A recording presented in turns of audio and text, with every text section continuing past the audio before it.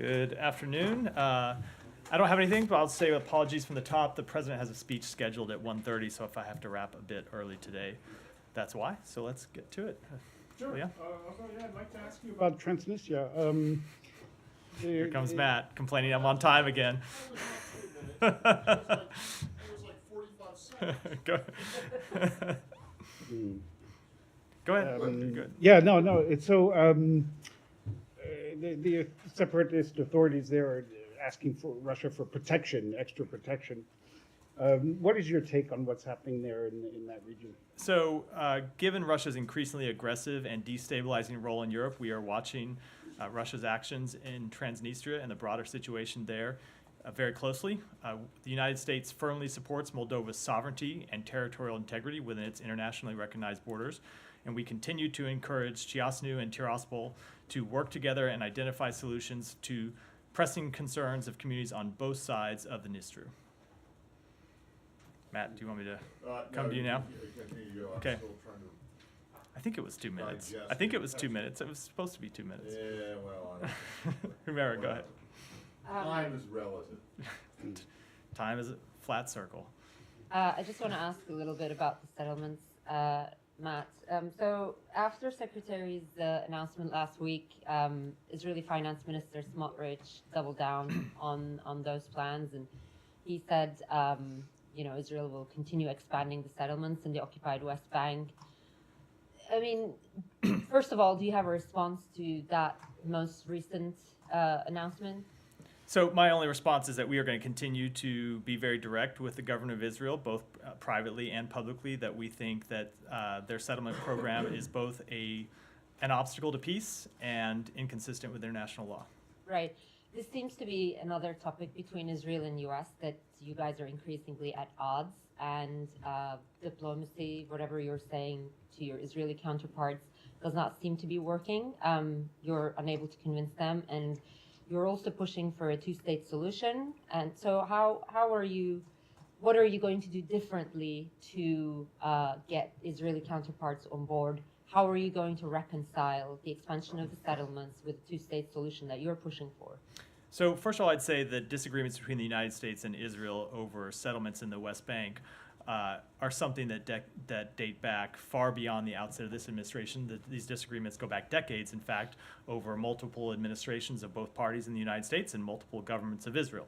So that's not a thing that is new in terms of a disagreement between the United States and Israel. Yes, but wouldn't you like to be the administration who solves that? Well, of course, and with respect to the broader question, we are going to continue to make clear to them, as I said, that we think settlements are an obstacle to peace, inconsistent with their national law, and we're going to have this conversation with them in the context of the larger challenges that Israel faces and the larger opportunity that we are ready to present to them with Arab partners in the region. So we've talked a lot about the work that the Secretary has done with countries in the region who want to further integrate with Israel, want to provide security assurances to Israel, want to move past the disputes that have existed between Israel and those countries for decades, but they're going to need Israel to make some hard choices. So we're going to continue to do that work and have those conversations with Israel. But as I've said a number of times, and as you've heard the Secretary say, ultimately it's Israel that has to make those decisions, and nobody else can do it for them, not the United States, not anybody. Thanks, Matt. Hamas is calling on Palestinians to march on Al-Aqsa Mosque on the first day of Ramadan. I was wondering if the State Department has any comment on this call. So I don't have any comment on the call for marches. I would just say, as it pertains to Al-Aqsa, we continue to urge Israel to facilitate access to the Temple Mount for peaceful worshipers during Ramadan, consistent with past practice, and that'll continue to be our position. Have you received any commitments from the Israeli government that they will allow access to the mosque? We have seen reports about, what's the right word? Plans that are under consideration. I don't know if they've made a final decision over that matter. We have urged them that worshipers should have access to Al-Aqsa during Ramadan. And the point that we have made clear to them is, as is true for a number of areas that we discuss with them, that's not just the right thing to do. It's not just a matter of granting people religious freedom that they deserve and to which they have a right, but it's also a matter that directly is important to Israel's security. It is not in Israel's security interest to inflame tensions in the West Bank or in the broader region, and so we'll continue to make that clear. Would there be any repercussions if any of these far-right ministers who have threatened to go actually worship at El Aqsa actually go? I just don't want to deal with a hypothetical. And could I follow up? My colleagues just completed an investigation that found that indiscriminate Israeli fire killed scores of members of a family that was sheltering in what they were told was a safe area of Gaza. Has the State Department, can you update us at all on the investigations into civilian harm? So I have not seen this particular report that CNN has done, so I'll need to look into that to be able to respond to the specifics. But broadly, we have engaged with the government of Israel over a host of civilian deaths and called for investigations, asked for more information. At times, they've been able to give us information about things that happened, either mistakes that the IDF made in its targeting. At times, they've been told us that matters are under investigation. That's the general way that we approach this, but I can't comment specifically on this report, And which you I won't haven't seen. speak to specific incidents, but can you give us an understanding of the universe of how many of these incidents you're looking into? No, there are a number of incidents that we've looked into. As I've said, we are always collecting information and gathering information, but I can't speak to it beyond that. What about the investigations into the destruction of civilian infrastructure, or apparently civilian infrastructure in Gaza? So sure. Specifically, did you ever get an answer to them about the university? So the most recent update I have, we pressed the government of Israel for information about that. They came back to us and said that particular facility was one that was used by Hamas to launch terrorist attacks. We asked for more information, said that we wanted to know more information about their decision-making on that process, and do not yet have a further answer. So you have They not- gave us an initial answer. We wanted to know more and have not gotten, as far as I know, have not yet gotten a further answer. So, in other words, from the administration's perspective, this is still like a kind of, I don't want to say open case, but it's Open question where we are waiting for more information, correct? Said, go ahead. Although, at that university, they had been there for a couple of months. So the university, even if it was used, it was neutral for at least 2 months under Israeli control and occupation when they blew it up. Let me just ask you on, follow up on Humaira, on the settlements. Now, there's going to be some staggering number, like 13,600 housing units east of Bethlehem, creeping into my village, more than likely. So, and you say we will continue to express our views and so on. But the Israelis are not listening. So what leverage are you willing to use to say, look, we asked this a number of times in this room, this issue.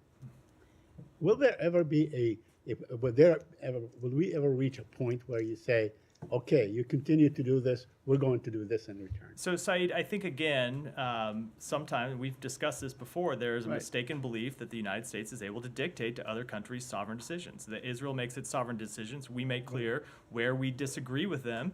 And there have been times when we express our disagreements privately. There are times we express them publicly. And, of course, you have seen individuals in Israel take actions where we have felt the need to hold them accountable. So with respect to extremist violence in the West Bank, we have made very clear that when we didn't see the government of Israel taking action that we thought was sufficient, we were ready to hold people accountable, and we are ready to hold further individuals accountable if appropriate, and that'll continue to be the case. Other countries, they're all sovereign, of course, but, we don't give every country $4 billion a year at least in aid and so on. So we should have some leverage, and especially when it comes to settlement that you are committed, at least verbally, to have a Palestinian state on that land. I mean, once that land is made into settlement, there will be no land to erect the Palestinian state. Again, we provide security assistance to Israel because we support Israel's legitimate right to ensure that the attacks of October 7th never happen again, to ensure Israel's legitimate right to protect itself from a terrorist organization, Hezbollah, that exists to the north of Israel and continues to attack Israel and has said that that is committed to the destruction of Israel. So that is true. It is also true that there are things that the government of Israel does with which we disagree, and we express our disagreements. But that doesn't change our fundamental commitment to Israel's security. And so I know that's sometimes hard for people to understand, but we are committed to Israel's security, and that's why we take the actions to support their right to defend themselves consistent with humanitarian law. But that does not mean that we agree with everything that they do. My last one, although, we must admit that American aid to Israel predates October 7 by decades, So let me ask you about also the issue that Humayra raised on the, you're not seeing eye to eye, or the administration is not seeing eye to eye with Mr. Netanyahu. I mean, we say on timetables, on many other issues and so on. Now, the president has not retracted what he said last Monday about, we are looking at, hopefully, at a ceasefire possibly next Monday and so on. So, but Mr. Netanyahu seems to be in total disagreement with you guys. So I will not speak to the comments by the Prime Minister, but on the behalf of the United States, we continue to believe that an agreement is possible. We have made significant progress towards one, as you heard the President say, as you've heard me say, and we're going to continue to work towards it. Sorry, just on the sovereignty issue. Yeah. I know we had a tiny exchange about this yesterday, but when you say that the idea of your respect or U.S. respect for sovereignty does not extend to the Palestinians, right? We are committed to the They are not establishment. a- We are committed to the establishment do of an not- independent Palestinian state. They are not currently So they a have, state. they have no sovereignty. We are trying to establish sovereignty for No, the no, Palestinians. but currently, they and don't. we are right? trying to establish it for them. Okay, so can you think of any other, like, how does this compare to Taiwan, for example? I think this is the. No, in unique- terms of your It is- belief in sovereignty. So you have a one China policy as it relates to China and Taiwan, which indicates that Taiwan is not sovereign, and yet you treat them as a sovereign entity, maybe not a state, but a sovereign entity.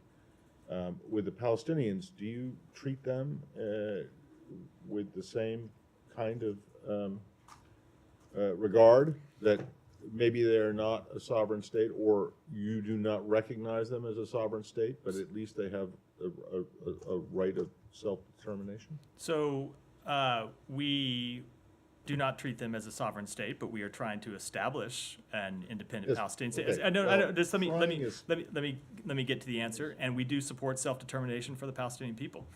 Okay, but they do not currently enjoy the administration's thinking, and previous administrations' thinking as well. They do not enjoy the rights of sovereignty that, say, Israel or Jordan or Australia or Madagascar have. So I don't know what you mean by the question, but we do not recognize them as an independent state. That's a factual matter. And But we so- are trying to and establish. thus, they have no right or claim to sovereignty. They are not a sovereign state at this Well, point, but just- we are trying to establish them as one. All right. Very quickly, to Matt's point, is the Biden administration ever going to reopen the consulate for Palestinians in Jerusalem? And if not, why not? I don't have any update on that matter. It's something that we continue to look at. Go ahead. Secretary raised the Oh, point, sorry, though, sorry. that the secretary said back in 2021 that this would be done. It's 3 years later. What's the holdup? And it's something that we continue to review, but I just don't have an update. Thank you, Matt. A couple of questions. Going back to Moldova, can you please expand on what you just said to my colleague? I know there are a lot of pieces moving there, but what kind of reaction will that invite from the U.S.? And do you view this as an isolated event or part of a broader strategy that Wagner is feeling emboldened given the Western delay in Ukraine? So I don't want to speak to what we might do. As I said, we're watching the matter very carefully. I don't want to speak to hypothetical what may happen down the road. But obviously, we have seen Russia take a number of incredibly reckless and destabilizing acts in the region. That's not nothing new. So then that is the very reason, as I said, why we're watching this matter so closely. In Georgia, Russian occupiers, they kidnapped another Georgian citizen in Kareli. And Georgian government said that they informed international allies, including Geneva process co-chairs, which is the U.S. Do you have any reaction to Let me take that back and get your And comment. Thanks so much. On Berlin talks, do you have anything for me? I know the U.S. is not in the room as of Jeremy and I don't have a readout from those talks, so no. And I have two more on Russia, if I may. Okay. About- One more. Okay, I'll try to put them together. About hostages, I know that there are some meetings today in Moscow. There's a chancellor visit to Paul Whelan. Any update on his situation and also the situation about involving other American consulate? We did have a consular visit with Paul Whelan today. As I believe you saw that the embassy made a statement about that. Part of our ongoing, longstanding process to provide consular assistance to American citizens who are detained overseas. We continue to work to try to secure the release of Paul Whelan and Evan Gershkovich, but I don't have any update on it. Janet, go ahead. Thank you, Matt. Two questions very quick. Secretary Blinken meets with the South Korean Foreign Minister Jo Tae-yeol today. What is the purpose of the meeting and what will be discussed? So, in the meeting? so I will not preview what will be discussed before he has a chance to have that meeting, and as is my longstanding practice. But they will certainly discuss cooperation on a number of issues in the region, destabilizing acts by North Korea, and of course the trilateral partnership between the United States, Korea, and Japan. And you can look, of course, for a full readout after the meeting. Secondly, the United States want South Korea to provide more weapons, including artillery cells, to Ukraine. What item do you specifically want? So I'm not going to speak with respect to specific conversations with South Korea, but I will, or specific military items, but we have, of course, encouraged a number of allies and partners around the world to step up and provide security assistance to Ukraine. And in fact, we've assembled a coalition of more than 50 countries who have provided assistance to Ukraine. And the way we see it is that every country has different capabilities, different ways that they can step up and help. And so we have engaged in a process to try to match up the needs that Ukraine has with different capabilities that other countries can meet. This issue will be raised at the foreign minister meeting today. Again, I don't want to preview a meeting before it happens. Thank you. Go ahead. Two questions from Pakistan, thank you. 4 foreign nationals were charged last week in the US with transporting suspected Iranian-made weapons on a vessel intercepted by US naval forces in Arabian Sea. Now, Pakistani authorities have told us that they have approached the US for consular access to 4 of them. Do you have any update on that? I would defer that question to the Department of Justice. When people are taken into federal custody, they're held by the Department of Justice, and it is that department that decides matters of consular access. Sure, second question. So Imran Khan, former Prime Minister, he has asked IMF to factor in countries' political stability in any further bailout talks.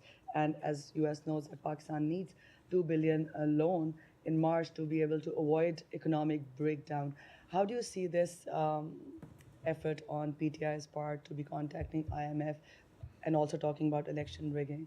So I'll just say with respect to the IMF that we support Pakistan's efforts to break free from the vicious cycle of debt and international financing. The long-term health of Pakistan's government, or economy, is crucial to its stability. Pakistan's new government must immediately prioritize the economic situation because the policies over the next several months will be crucial to maintaining economic stability for Pakistanis. And we urge Pakistan to continue working with the IMF and other international financial institutions towards macroeconomic reforms. Yeah, go ahead. There's some reporting today about a CODEL from last week to Cuba about 10 Democratic members of the House. Did state facilitate any of that, or did you have any visibility on that CODEL? We did not facilitate any meetings that they held. This is what I think you call a no-del, the technical term. Go ahead. Really? So they had absolutely no contact with the embassy? That's not what I said. They may have a contact. That I'm not aware of. We did not facilitate any meetings they had with the Cuban government. You reported yesterday that the United States supports the idea of European allies sending troops to Ukraine. Can you confirm that? Does Washington support it or not? I think I spoke to this yesterday from this podium where I made clear that other countries will decide what they want to do, but on behalf of the United States, the president has been very clear that he is not going to put U.S. boots on the ground. And if you heard me yesterday, I referred to the comments by the NATO Secretary General that he has made very clear, been very clear, that there will be no NATO troops in Ukraine. Okay, and one more question. According to IMF data, the Russian economy grew faster than any of the G7 economies in 2023. And sorry, I just misheard. Can you just... According to IMF... According to IMF, yeah. IMF data, the Russian economy grew faster than any of the G7 economies in 2023 and is expected to do so in 2024. Can you explain this phenomenon? Does does it mean that sanctions doesn't work? So I didn't see that specific report, but we have seen the Russian GDP decline dramatically since its invasion due to the sanctions and export controls that the United States and other countries imposed on Russia, and due in part to, in our belief, the hundreds of thousands of Russians, some of the best and brightest, who fled Russia after the outbreak of that conflict.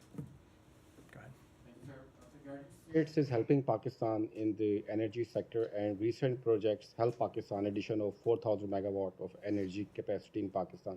Would you like to share some details about that? Share what? Some details about that? You have I'll about the have to- energy. I will have to take that back and get you an answer. The U.S. Commission on International Religious Freedom disclosed that Indian embassy in Washington D.C. not giving them visa for the last 3 years to monitor the ground situation in India about the religious freedom, and they also asked Biden administration to include India into CPC countries. Do you have any comments on that? What was the second part of the question? So they are I heard the part asking about Biden visas. What was- administration to include India into CPC countries. U.S. Commission on Intelligence. Oh, so USCIRF is an independent commission established by the International Religious Freedom Act of 1998 to provide recommendations to the president. So I would refer you to them for any further comment. Yep, Humera, go ahead. I'll come to you next. Yeah, just to go back to your answer on settlements, Matt, and this is not something that I've heard for the first time, but I just want to put it on record. So you talked about wider integration of Israel into the region, and you talked about Secretary's efforts, which I've seen firsthand traveling with him. But so what U.S. is hoping is that you would have a broader normalization between Israel, Saudi Arabia, and perhaps like other Arab countries, and in return, Netanyahu would agree to a two-state solution or some form of it that would effectively put a halt to the settlements. What's the settlement sort of element of that? So the settlement element of that is that if, at the end of this, you would have the establishment of an independent Palestinian state. And if you have an establishment of an independent Palestinian state, that would necessarily include the inability for Israel to build settlements in what is another country at that point. Now, the issue of existing settlements, as we have always been clear, is something that would have to be discussed in negotiations between all the parties. Right, and when you have been holding talks with the Israeli government, with Netanyahu and your counterparts there, have they actually privately told you anything that would make you think that they're open to any of these ideas, especially like putting a lid on the settlement expansion? I am not going to. Independent of this. Yeah, I'm not going to speak to. I'm not going to speak on behalf of the Israeli government. I will say what we have made clear, and you've seen the Secretary speak to this when he's in the region about the case that he has made to them, and why we think it's important that there be a coherent plan for the day after this conflict in Gaza that includes reconstruction, that includes governance, and in our view, you have to have the participation of other countries in the region to achieve such a coherent plan. And you also have to have the participation of other countries in the region to achieve real and lasting security for Israel. And so that's why we're going to continue to make that case. Yeah, one last thing on aid, and I've asked you this earlier this week, since the situation is even more and more dire. We're seeing a lot of reports of now, like, children, sort of starvation, malnutrition. So there seems to be like almost a complete collapse in the distribution of aid inside Gaza. We've seen Israel blame UN. I mean, does the United States share that view? Is it up to UN, and is it their inability to provide this? And what are you guys doing to address this urgently? So I think with respect to the distribution issue, the UN is unable to distribute food and other assistance inside Gaza the way that they would like to due to the security situation. So it is a matter that needs to be addressed by all of the concerned parties, and that's what we're trying to do. I will say we are also working on opening additional crossings to get humanitarian assistance in addition to Rafah and Kerem Shalom, and hopefully in a way that would alleviate some of the distribution issues that we face. There are other ways that we are exploring to get humanitarian assistance in, but we are also, and it's why you hear us talk about this so much and why we're devoting so much effort, trying to secure a hostage deal that would lead to a temporary ceasefire, because ultimately that would resolve a lot of the issues regarding the distribution of humanitarian assistance. And if there aren't there is an active conflict going on. It's much safer for people to move around. It's much safer for aid to be delivered.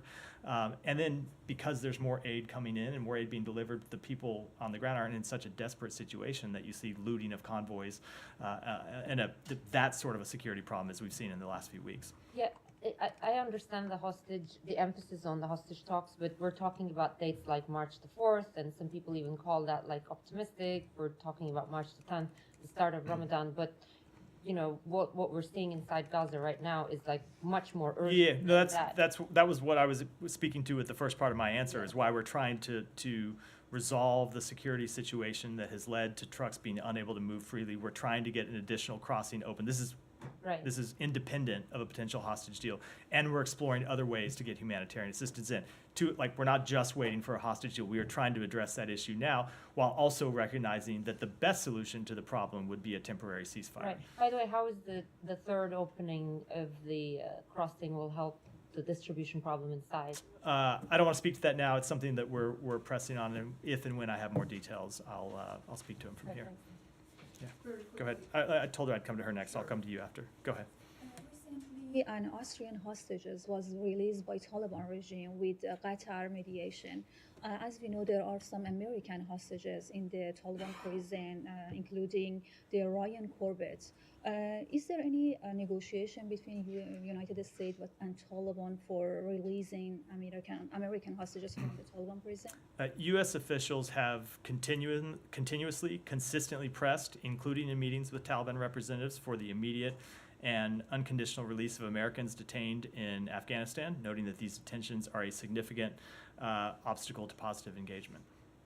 Stay on Afghanistan for Yeah. a second. Yesterday, I think it was Nick, asked you about Representative Paul's quote-unquote threat to the Secretary over these AAR notes. Well, HVAC majority staff is none too happy with the response yesterday. They say it was disingenuous and untrue, basically. Did you, I don't have a position on this because I don't really know. I don't think anyone other than you. But did the State Department tell HVAC majority staff on this call on January 12th that you no longer had custody of the after action review interview notes and couldn't and wouldn't release them unless the White House and the NSC signed off? So I wasn't on that call, and I saw that they had put out a statement right before I walked out of the podium. I didn't get a chance to. That was what I was reading. I didn't get a chance to read it or look into it, so I'll have to get back to you on that. Well, there are several specific questions that they have about your response yesterday, and so I just. I'm happy to review the statement and either get back to you afterwards or speak to it from the podium tomorrow. Okay. Well, can you address them? But is it your understanding right now, the current situation is that the State Department no longer has custody or the ability under the Presidential Records Act or whatever it is, executive privilege, to provide those notes to the committee without either the White House or the NSC signing off on it? I'm just going to have to look into it and get back to you. I'm just not aware of the underlying details of the situation. Well, I can say the offer that we have made to them, which is to have the Deputy Secretary come and discuss this with them, still stands, obviously, to try to work through these issues. This is the Deputy Secretary, Rich Verma, yeah. Okay, and they say, though, that he said on this call that you guys wouldn't turn them over. And then when they said, this is what they say again. And they say, well, then Chairman McCall might have to, elevate this to the Secretary's level. And the response was, well, that's his prerogative. Go ahead. Basically, go ahead. Again. And if that's correct, I don't know if that characterization is correct or not. But if it is, it just seems, I don't know. It just doesn't seem to be like saying, it doesn't seem to be indicative of an agency that wants to or thinks that it's important to cooperate on this. And I understand this has gone on for a long time. I was about to say, and I get all that, but they have legitimate interest. So again, I can't speak to those specific details because I wasn't on the call, as I said, and I have not been able All right. to look into the matters. But as I think you anticipated, I was going to say, we have turned over in this inquiry thousands of pages of documents. We've made available witnesses for transcribed interviews. We have cooperated in a good faith fashion, but as is always true, the executive branch has legitimate confidentiality rights and legitimate privileges that we also expect Congress to respect. And we try to reach an accommodation, and that's what our offer to have Right. the deputy secretary come discuss with the committee was ultimately trying Fair to enough, pursue. But these, the notes that they want to see were not among the documents that were turned over, that you turned over. Well, again, in general, we do have legitimate confidentiality interests and legitimate Not privileges that we suggesting always. that you Yeah, no, don't. that's Anyway, that's all right, always the so nature of could this you take dispute. could I will you take. a I look will. at Yeah, I will. this and then try to Yeah. get an answer to the best of your ability to Yeah. the questions that they raised. Yep. Thank you. Go ahead in the back. Two quick questions. There were some reports yesterday claiming that U.S. demands Israeli government to submit a written letter on using U.S. weapons in Gaza. I mean, giving some assurances it will abide by international law. Can you have anything on that? So I did see that report, and I think it is just describing the national security memorandum that the president issued in early February that outlines a procedure that is not specific to the state of Israel, but is specific to all countries that receive military assistance from the United States, that those countries provide us written assurances that recipients, number one, will use the weapons in accordance with with the law of war, and number two, will facilitate and not arbitrarily deny or restrict humanitarian assistance. So there is a process that we are engaged in with every country that receives military assistance from the United States to make sure they are aware of the requirements of the National Security Memorandum, make sure that they are aware of the timeline that is outlined in the National Security Memorandum. Again, this is all public. It requires a 45-day timeline for these countries to provide written assurances. So we're going about that process now. Thank you. And Alex, and then we'll have to end because I think it's time for the president. Quick on Sandvine. The U.S. blacklisted Sandvine today. Do you please fill us in on what does that mean in practice in terms of holding repressive regimes accountable? According to Freedom House, Azerbaijan, Russia, the UAE, they have used that company to go after human rights defenders. To hold them accountable, will you take a further step rather than just denouncing them, unwanted? I do not have any further actions to preview from here. With that, thanks everyone. Sorry for the short briefing. Thank you.